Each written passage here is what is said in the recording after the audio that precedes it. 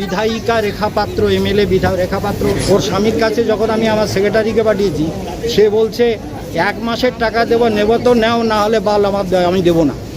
ওর স্বামী এই ভাষায় কথা বলছে, এই বাজে ভাষা বলছে। হিঙ্গলগঞ্জে নেবুখালীতে যে গেস্ট হাউস আছে সেইটা রেখা পাত্র ভাড়া নিয়েছে এপ্রিল মাস থেকে।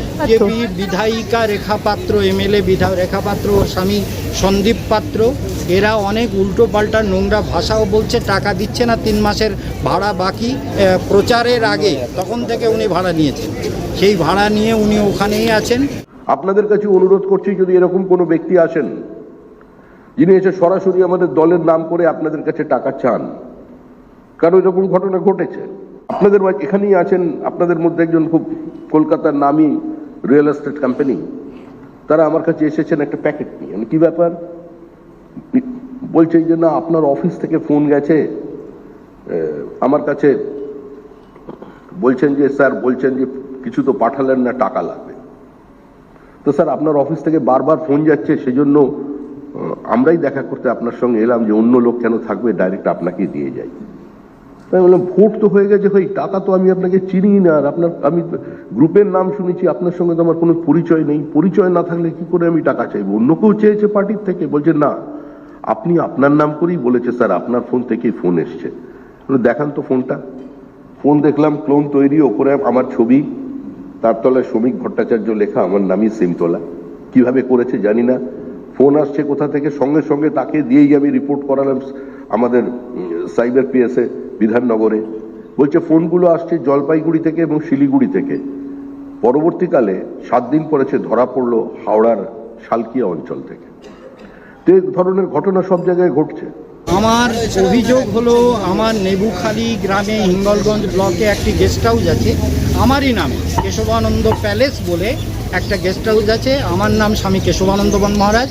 আমি ভক্তি যোগাশ্রম ট্রাস্ট রেজিস্টার্ড ট্রাস্টের ফাউন্ডার প্রেসিডেন্ট। বৃন্দাবনেও আমার গেস্ট হাউস আছে, এবং হিঙ্গলগঞ্জে নেবুখালীতে যে গেস্ট হাউস আছে সেইটা রেখা পাত্র ভাড়া নিয়েছে এপ্রিল মাস থেকে। পাত্র, এমএলএ রেখা পাত্র, ওর স্বামী সন্দীপ পাত্র, এরা অনেক উল্টো পাল্টা নোংরা ভাষাও বলছে। টাকা দিচ্ছে না, 3 মাসের ভাড়া বাকি, প্লাস ওই জমিটা বাড়িটা কিনে নেওয়ার কথা ছিল। কবে থেকে ভাড়া আছেন উনি ওখানে?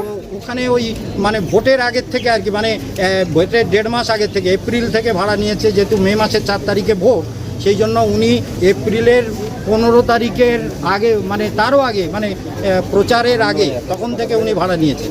সেই ভাড়া নিয়ে উনি ওখানেই আছেন, এবং ওই জমিটা আমরা বললাম যে 1.5 কোটি টাকায় বিক্রি হওয়ার কথা।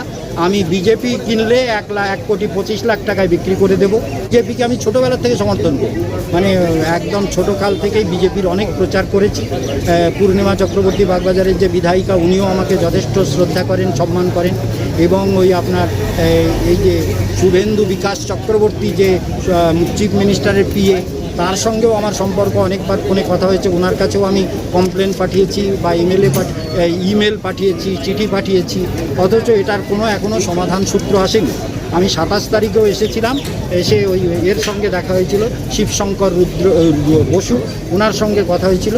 অবশ্যই আশা করি, কারণ শুভেন্দুবাবু তো আমাদের বৈষ্ণব লোক, অধিকারী তো, উনি তো বৈষ্ণব পরিবারের লোক, এবং উনার বংশের পূর্বপুরুষরা মহাপ্রভুর সঙ্গে, চৈতন্যদেবের সঙ্গে পুরীধামে গিয়েছিলেন। উনি সেই বংশের লোক, এবং উনি সাধু সন্তকে প্রচুর সম্মান করেন। আমার দেখা হয়নি বলে প্রবলেমটা এখনও জিয়ে আছে। ওনার সঙ্গে দেখা হলে উনি নিশ্চিত সমাধান করবেন। ও একবার বলেছে আমি নোংরা রাজনীতি করি না। আমি বললাম রেখামা, নোংরা রাজনীতিটা কি আমি তো বুঝলাম না, তোমাকে তো মা বলে আমি সম্মান করি, তা তুমি রেখামা তুমি নোংরা রাজনীতির কথাটা উঠলো কী করে? তখন বলছে না না, মানে আমি তো পড়েছিলাম, সেই জন্য বললাম আমি সেটা সে কোনো খারাপ চাইতে। আচ্ছা, এটা কোই জায়গাটা কোথায়? আমি আবার বলছে, ওর স্বামীর কাছে যখন আমি আমার সেক্রেটারিকে পাঠিয়েছি, সে বলছে 1 মাসের টাকা দেবো, নেব তো নেও, না হলে বাল আমার আমি দেবো না। ওর স্বামী। আমি যতক্ষণ রাজ্য বিজেপির সভাপতি আছি, এবং আমার পরে যেই সভাপতি হোক না কেন, on behalf of my party, it is my promise to myself and to you the people also, যে কোনো জায়গায় যদি কোনোভাবে এক্সটর্শনের কথা শুনতে পান পার্টির নাম করে, আপনি আমাকে জানাবেন, আমাকে মানে আমার অফিসকে জানাবেন। আমরা দলের পক্ষ থেকে যা ব্যবস্থা নেব, এবং আমাদের যিনি মুখ্যমন্ত্রী শুভেন্দু অধিকারী, তিনি অনেক মানুষকে গ্রেপ্তার করিয়েছেন। একটা পপুলিস্ট ম্যান্ডেটে আমরা ক্ষমতায় এসেছি। কেউ বিশ্বাস করতে পারেনি এই নির্বাচনে আমরা 200-র বেশি আসন পাবো। একটা সময় ছিল যখন সিপিআইএম বলতো যে বামফ্রন্টের বিকল্প উন্নততর বামফ্রন্ট। মমতা বন্দ্যোপাধ্যায়ের দিকে তাকিয়ে একজন বিবৃতি দিতেন, দিদি থেকে দিদিমা হয়ে যাবে কিন্তু ক্ষমতার পট পরিবর্তন হবে না।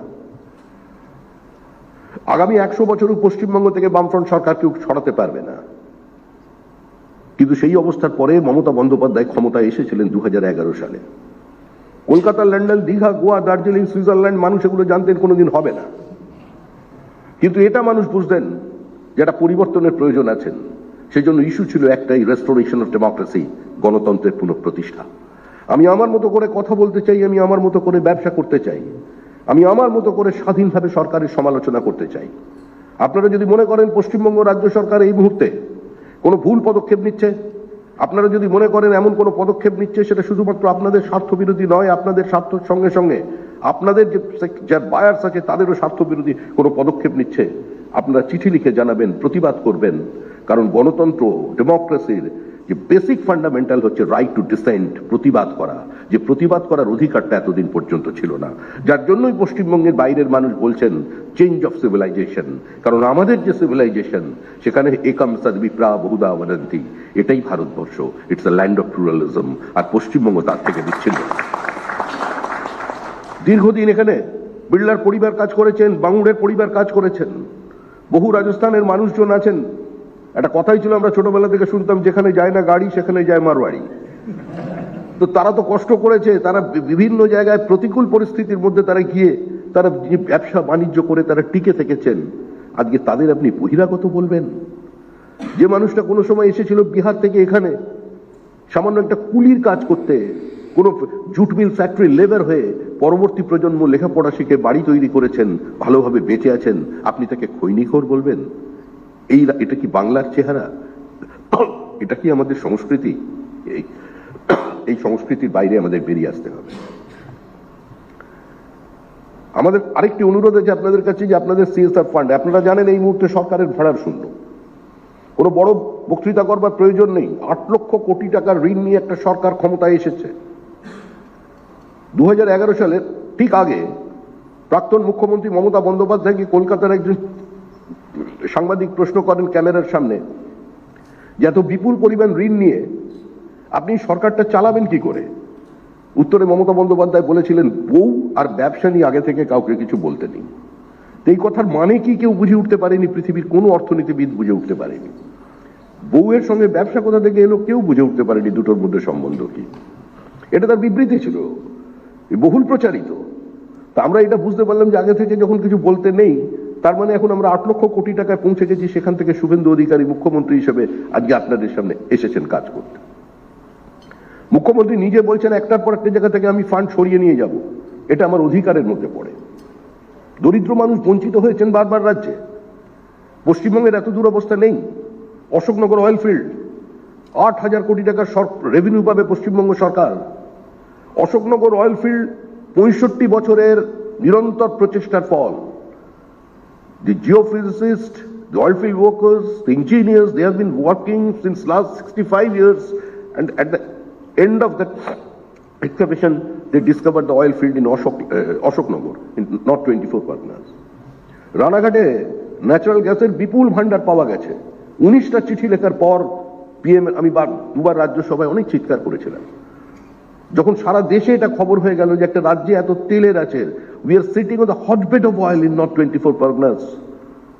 When the commercial production starts, it will change the entire socio-economic structure of that locality. But government was totally reluctant because of vendetta politics. They are not allowing any player, whether it is a private or public, which is coming from directly from central, from Narendra Modi. The government কিছু করবে না। অবশেষে তারা দিয়েছেন যে এখন PML তারা provide করেছেন। আপনার বাঁকুড়া, পুরুলিয়ায় 5 থেকে 7 ফিট নিচে ম্যাঙ্গানিজ আছে, হিউজ প্রেজেন্স অফ ম্যাঙ্গানিজ ওরস, ময়েল। 3 বার সরকারকে অনুরোধ করবার সত্ত্বেও রাজ্য সরকার সেখানে পার্টিসিপেট করেনি। পুরুলিয়ার রেয়ার আর্থ মিনারেল, কত লক্ষ কোটি টাকা আসতে পারে পশ্চিমবঙ্গ সরকারের কাছে, এখনো পর্যন্ত এখন রেয়ার আর্থ মিনারেল প্রসেস অবশ্য তাকে তোলার যে সেটা মাইনিং এর টেকনোলজি ভারতবর্ষে নেই, তার জন্য আমাদের টেকনোলজি বিদেশ থেকে আনতে হবে। আমাদের সরকার আসার সঙ্গে সঙ্গেই আমরা ইনিশিয়েটিভ নিয়েছিলাম, কিন্তু টেকনোলজির অভাবের কারণে, অনেকটা সময় পেরিয়ে যাবার কারণে, it will take few months. এভাবেই তো আমাদের এগোতে হবে। আমরা রাতারাতি কিছু বদলে দেবো এই কমিটমেন্ট আমরা মানুষের সামনে করিনি। আমাদের মুখ্যমন্ত্রী এ ধরনের কোনো বিবৃতি মানুষের সামনে রাখেননি। আমরাও বলছি, আমরা এই সরকারটার পক্ষ থেকে চেষ্টা করছি, আপনাদের কাছে সিএসআর ফান্ড আছে, একটু পার্কগুলোর দিকে নজর দিন, আপনারা একটু পাশে দাঁড়ান। কারণ শুধুমাত্র কোনো সরকারের পক্ষে আজকের পশ্চিমবঙ্গের যে চেহারা হয়েছে, 49 বছর ধরে পলিটিক্যাল হেজিমনি আজকে গ্রাস করে ফেলেছে গোটা পশ্চিমবঙ্গকে। Bengal means business, destination Bengal. কৃষি আমাদের ভিত্তি, শিল্প আমাদের ভবিষ্যৎ। কৃষি আর শিল্প, হাসি আর খুশি, ভাই আর বোন। আপনি তো স্লোগানগুলো শুনেছেন। বিজেপিএস এর মঞ্চে মুখ্যমন্ত্রীর পাশে যে উদ্যোগপতিরা দাঁড়িয়ে থাকতেন, তাদের 10 বছরের ব্যালেন্স শিট দেখুন, তারা ইনভেস্ট করেছেন পার্শ্ববর্তী রাজ্যে। West Bengal was no more investment friendly state. আমরা সেই জায়গা থেকে একটা পরিবর্তন করছি, কিন্তু এতে সময় লাগবে। হেভি ইন্ডাস্ট্রি আসবার পরে একটা উইন্ডফল গেন, বাট সেটার কারণে একটা ক্যাসকেডিং এফেক্ট যদি তৈরি হয়, তার জন্য সময় লাগবে।